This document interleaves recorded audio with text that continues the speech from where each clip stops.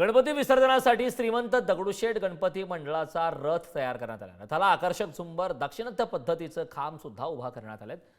दरवर्षीप्रमाणे यावर्षी दाक्षिणात्य पद्धतीचा आकर्षक असा रथ तयार करण्यात आलाय। याचाच आढावा घेतला आमचे प्रतिनिधी बालाजी पोद्दार यांनी। पुण्यातल्या गणेश विसर्जन मिरवणुकीमध्ये मुख्य आकर्षणाचं केंद्र असतं ते श्रीमंत दगडूशेठ गणपती हलवाई याचा विसर्जन मिरवणुकीमधला रथ। यावर्षी सुद्धा भव्य दिव्य असा रथ जो आहे तो तयार करण्यात आलाय। श्री गणेश गणनायक नावाचा रथ आहे हा, जो रथ साऊथ इंडियन थीम वरती तयार करण्यात आलेला आहे। यावर्षी पद्मनाभाचं मंदिर जे आहे ते उभं करण्यात आलेलं होतं आणि त्या मंदिराला अनुसरून जे आहे ते हा रथ तयार करण्यात आलाय।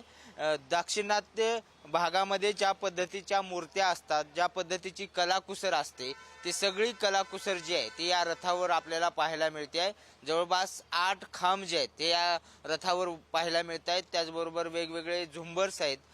रथाच्या सर्व बाजूने जे आहेत ते आकर्षक अशी रोषणाईची लाइटिंग आहे, ज्या लाइटिंगमुळे हा रथ जो आहे तो आणखी आकर्षक दिसणार आहे। आणि विसर्जन मिरवणुकीमध्ये श्रीची मिरवणूक जी आहे ती या सगळ्या रथामधून निघणार आहे।